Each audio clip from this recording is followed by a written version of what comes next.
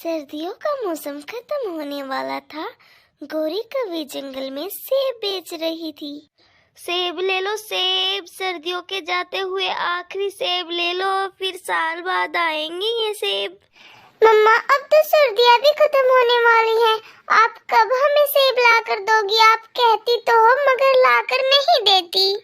Mamma please Gauri aunty से मुझे सेब ले दे, मेरा बहुत मन है सेब खाने का। अच्छा बस करो, अब तुम पूछ कर आओ गौरी से कितने रुपए किलो है सेब। और कुकू खुश हो जाता है सेबों का सुनकर और खुशी खुशी सेबों का भाव पूछने जाता है। गौरी आंटी रुको। बोलो कुक्कू बेटा, कितने किलो सेब दे दूं? गौरी आंटी सेब तो लेनी है, लेकिन मम्मा पहले सेबों का भाव पूछ रही है। आप बता दो कि सेब कितने रुपए किलो है। पूरे 300 रुपए किलो है मेरी सेब। बड़े मीठे हैं, जो कोई भी इन्हें खाता है इनकी तरह सुंदर और लाल लाल हो जाता है। कुकू जाकर अपनी मम्मा को बताता है 300 रुपए किलो। हाय राम, 300 रुपए किलो? 300 रुपए में तो 3 दिन का खाना बन जाएगा। कुकू जाने दो उस गौरी कवि को, वो ज्यादा ही महंगे सेब दे रही है। मैं फिर किसी दिन ला दूंगी मेरे बेटे को। लेकिन कुकू जिद करने लगता है सेब खाने की।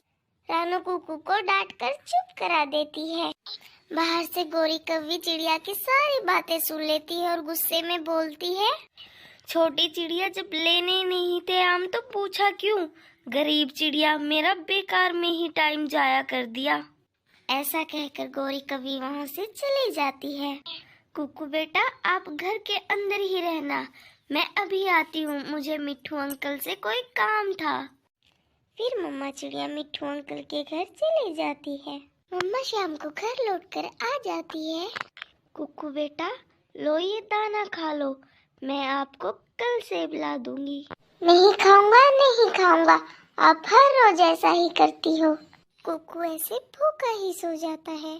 कुकू बेटा, मैं बाहर दाने की तलाश में जा रही हूँ, आप घर का दरवाजा अंदर से बंद कर लेना और खाना खा लेना। मैं आते हुए आपके लिए सेब जरूर लेकर आऊंगी।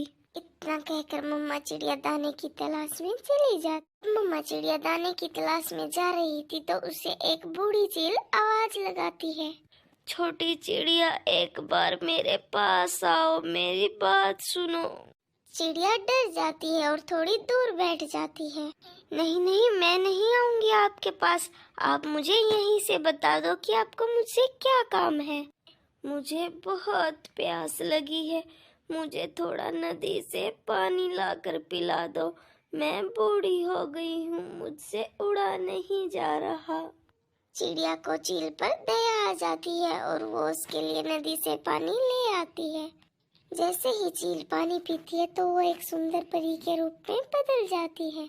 तुम्हारा बहुत बहुत शुक्रिया सुंदर चिड़िया, अगर तुम आज मुझे पानी ना पिलाती तो मैं कभी आजाद ना होती। मुझे यहाँ एक शैतान परी ने कैद कर रखा था, कोई भी पक्षी मेरे पास नहीं आता था क्योंकि सभी पक्षी चील से डरते थे। मांगो सुंदर चिड़िया, तुम्हें क्या चाहिए, मैं तुम्हारी एक इच्छा पूरी करूंगी। सुंदर परी, मेरा बेटा कई दिनों से सेब मांग रहा है, क्या मुझे आप कुछ सेब दे सकती हो? छोटी चिड़िया, तुम कितनी मासूम हो, तुम्हारा दिल कितना साफ है। अगर तुम्हारी जगह और कोई पक्षी होता तो ढेर सारी धन दौलत मांगता। लो सुंदर चिड़िया, इसमें कुछ बीज है, ये तुम अपने घर के बाहर लगा देना, इससे तुम्हारे जीवन की सारी परेशानियां दूर हो जाए। चिड़िया वो बीज जाकर अपने घर के बाहर लगा देती है। जब चिड़िया सुबह उठकर अपने घर के बाहर आती है, वो देखती है कि उसके घर के बाहर बहुत सारे सेबों के पेड़ हैं। चिड़िया वो पेड़ देखकर समझ गई थी कि ये सब कुछ उन जादुई बीजों का कमाल है जो उसे परी ने दिए थे। कुकू जी भर कर आम खाता है। अब सेबों के पेड़ों की वजह से चिड़िया की गरीबी भी दूर हो जाती है। आपको ये कहानी कैसी लगी कमेंट करके जरूर बताना। धन्यवाद।